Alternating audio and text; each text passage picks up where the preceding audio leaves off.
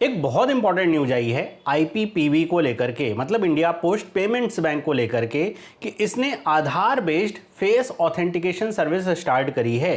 तो इस वीडियो में हम समझेंगे कि ये सर्विस आखिर है क्या, इसे कौन प्रोवाइड करवा रहा है और इसके पीछे का उद्देश्य क्या है। आप इसका एक पोस्टर भी देख सकते हैं कि your face is the new की, और इसके नुकसान भी कुछ हो सकते हैं क्या, उसको भी हम डिस्कस करेंगे। तो चलिए स्टार्ट करते हैं आज की वीडियो अच्छी लगे तो आप इसको लाइक जरूर करिए, बहुत इंपॉर्टेंट, आपको कई सारी डिटेल्स मैं आपको इस वीडियो में दूंगा।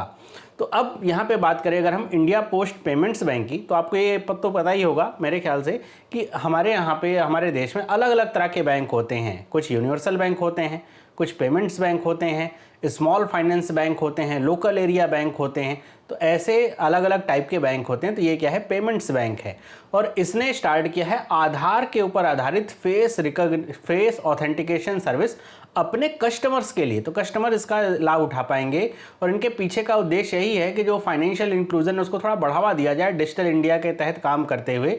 ये एक नया तरह का जो टेक्नोलॉजी है वो अपने इस बैंक में इस्टेब्लिश करें या फिर इस बैंक के साथ अटैच कर रहे हैं, जिससे जो ट्रेडिशनल ऑथेंटिकेशन मेथड्स हैं, ट्रेडिशनल ऑथेंटिकेशन मेथड्स मतलब जैसे फिंगरप्रिंट हो गया, ओटीपी हो गया, आइरिस स्कैन हो गया, इन सबको यहाँ पे रिमूव किया जाएगा।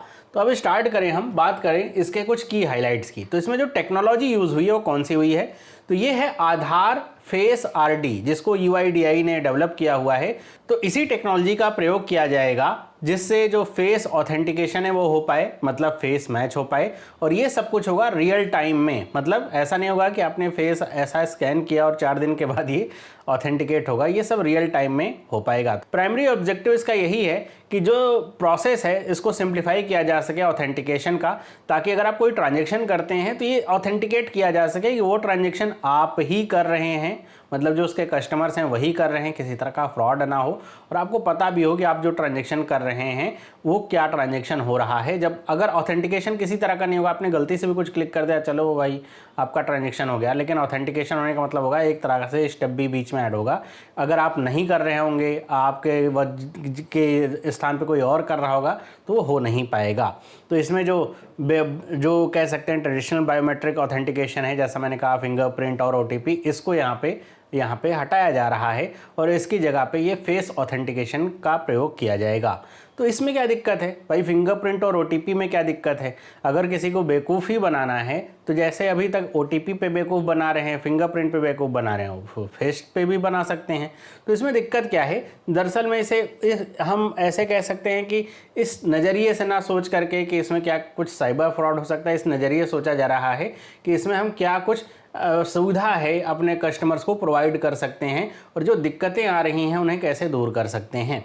तो इसमें जो सर्विस है ना, ये प्राइमरली इसको फोकस रखा गया है सीनियर सिटीजन्स के ऊपर, क्योंकि जब आप बूढ़े हो जाते हैं तो जो फिंगरप्रिंट्स होते हैं वो समय के साथ डिग्रेड होने लगते हैं। तो आपने कई बार ऐसा देखा होगा, अगर आप कहीं पे आधार ऑथेंटिकेशन सेंटर पे जाएंगे, आधार बनवाने के लिए जाएंगे, जो बुजुर्ग लोग होते हैं ना, उनके फिंगरप्रिंट कई बार काम नहीं करते हैं, बार बार लगाना पड़ता है, दबाना पड़ता है उंगलियों को, तो ये सब दिक्कतें आती हैं। तो ऐसे में अगर सीनियर सिटीजन जो यहाँ पे कस्टमर्स होते हैं, ऑथेंटिकेट करना होता है, कोई ऐसी सर्विस होती है, ट्रांजेक्शन होता है, तो दिक्कत होती है। इसके साथ साथ जो ऐसे कस्टमर्स हों जो मैनुअल लेबर कर रहे हों, इंडिविजुअली इंगेज्ड हैं, तो ऐसे लोगों के जो फिंगरप्रिंट क्वालिटी है वो भी डिग्रेड होती है। भाई उनका रोज़ का काम मजदूरी का है, हाथ में कट लग रहा है, जो उंगलियां हैं उनमें कट लग रहा है, तो इस तरह से भी जो फिंगरप्रिंट है डिग्रेड होते हैं, क्वालिटी ख़राब होती है। तो फिर से वही दिक्कत होती है कि ऑथेंटिकेट ही नहीं हो पाता है। रही बात ओटीपी की, तो ओटीपी के साथ दिक्कत ये आती है कि नेटवर्क अगर सही नहीं आ रहा है तो ओटीपी आएगा ही नहीं। जैसे मैं अपने एक्सपीरियंस से बताऊं, अगर आपके पास बीएसएनएल का सिम है और आपको इमरजेंसी में कोई ओटीपी आना है, पता चला उसी समय नेटवर्क ही नहीं है, तो आप ओटीपी आएगा नहीं, ट्रांजैक्शन होगा नहीं। तो ऐसे जो चीज़ें हैं ना वो भी सामना करना पड़ता है, जो ट्रेडिशनल जो मेथड्स हैं ऑथेंटिकेशन के उनको। तो इसलिए ये फेस वाला स्टार्ट किया जा रहा है। इसके साथ साथ जो डिफरेंटली एबल्ड कस्टमर्स हैं उनके लिए भी ये स्टार्ट किया जा रहा है, जिससे जैसे अगर किसी का हाथ ही नहीं है तो फिर उसका फिंगरप्रिंट रीड कैसे होगा, है ना, या फिर और भी दिक्कतें आ सकती हैं डिफरेंटली एबल्ड कस्टमर्स के लिए। तो ऐसे में उनके लिए स्टार्ट अगर ये फेस वाला होगा तो फिर वो आपका आसानी से चल पाएगा। तो ये ना बेनिफिट देने के उद्देश्य से इसको खास तौर पे स्टार्ट किया गया है। साइबर सुरक्षा का जो ध्यान है उस उद्देश्य से नहीं, ज़्यादातर तो ये है बेनिफिट मिल पाए। ऐसे लोग जिनके फिंगरप्रिंट ख़राब हो रहे हैं, ख़राब हो चुके हैं या फिर उनमें दिक्कतें आती हैं, तो वो फेस से ही स्कैन करके उस सुविधा या ट्रांजैक्शन को कर सकते हैं। कैसे काम करेगा ये? तो इसमें जो कस्टमर आइडेंटिफिकेशन होगा वो आपको IPPB की ऐप या फिर जो भी आप पोर्टल यूज़ करें उसके माध्यम से जब आप ट्रांजैक्शन कर रहे होंगे तो आपकी जो फेशियल इमेज होगी वो कैप्चर किया जाएगा कैमरा के द्वारा। और यहाँ पे ध्यान रखिएगा कि इसमें सिर्फ इमेज कैप्चर नहीं होगी, बल्कि एक होती है ना लाइव इमेज, तो वो भी परफॉर्म की जाएगी। मतलब कोई आपकी फ़ोटो दिखा दे तब भी वो काम नहीं करेगा, समझ पा रहे हैं? तो उसमें पलक झपकाना होता है, दाएं बाएं देखना होता है, ऐसे वो कहेगा, तो वो आपका फेशियल इमेज जो है वो कैप्चर किया जाएगा। उसके बाद उसे आपके जो आधार है ना उसके साथ मैच किया जाएगा, उस इमेज के साथ मैच किया जाएगा। वो UIDAI के डेटाबेस में उपलब्ध होगा एल्गोरिदम का प्रयोग करके। और जब वो मैच हो जाएगा तो आपका जो ट्रांजेक्शन है वो कंप्लीट होगा, तब वो पूरा ट्रांजेक्शन कंप्लीट माना जाएगा। अगर वो मैच ही नहीं होता है तब वो ट्रांजेक्शन कंप्लीट, जैसे आपकी कोई फोटो लेकर के आ गया है ना, बहुत सारे लोग ये भी डिस्कस कर सकते हैं, फेस ही है, कोई फोटो लेकर के आ जाए दिखा दे, तो ये मैच ही नहीं होगा। क्यों? क्योंकि वो लाइव कैप्चर नहीं हो पाएगा, फोटो में आपकी पलक झपकती हुई कहाँ से दिखाई देगी, तो वो सारी चीज़ें नहीं हो पाएंगी।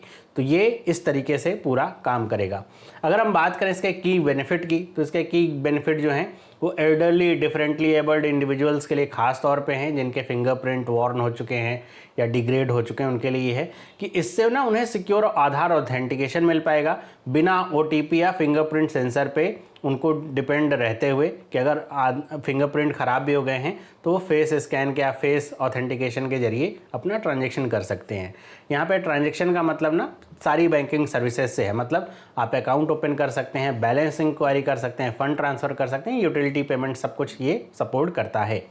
फास्ट एंड कॉन्टैक्टलेस है, जैसे फिंगरप्रिंट में भी आपको कांटेक्ट करना पड़ेगा, है ना, लगाना पड़ेगा, लेकिन फेस वाले में ना कोई कांटेक्ट नहीं होगा, और ये फास्ट भी है, जिससे जो ट्रांजैक्शन है वो स्मूदर बनेगा। सेफ बैंकिंग, ये एक तरह से फैसिलिटी होगी ड्यूरिंग हेल्थ इमरजेंसी, जैसे कोविड का पीरियड था, तो ऐसे समय में तो कोई कुछ भी टच नहीं करना चाह रहा था, तो ऐसे में कॉन्टैक्टलेस ये मेथड होने वाला है। तो आप कैमरे के माध्यम से ही बैंक में भी जा रहे हैं, आपको अकाउंट ओपन करना है, तो कैमरे के माध्यम से ही केवल आपका फ़ोटो खींच करके वो सारा प्रोसीजर हो पाएगा। तो ये हेल्थ इमरजेंसी के समय भी एक तरीके से हाइजीन मेंटेन करने का ये तरीका हो सकता है। तो ये इसके कुछ की बेनिफिट्स होने वाले हैं। अब बात करें अगर हम इस इंडिया पोस्ट पेमेंट्स बैंक की, तो ये 2018 में इसको इस्टेब्लिश किया गया था और ये डिपार्टमेंट ऑफ पोस्ट के द्वारा लॉन्च किया गया है। और इसका लोगो भी आप देख पाएंगे कि डिपार्टमेंट ऑफ पोस्ट के लोगो से ही बना हुआ है। ये मिनिस्ट्री ऑफ कम्युनिकेशन के अंतर्गत आता है, तो इससे आप ये समझ सकते हैं जो इसकी ओनरशिप है वो 100% गवर्नमेंट ऑफ इंडिया इसको ओन करती है, मतलब एक सरकारी पेमेंट्स बैंक है ये। इसका जो मैंडेट है, मतलब किस लिए ओपन किया गया, ताकि जो बैंकिंग सर्विसेज हैं, जो अनबैंक्ड या अंडर बैंक्ड आपके पॉपुलेशन है, उन तक मोस्ट एक्सेसिबल हो सके, अफोर्डेबल हो सके।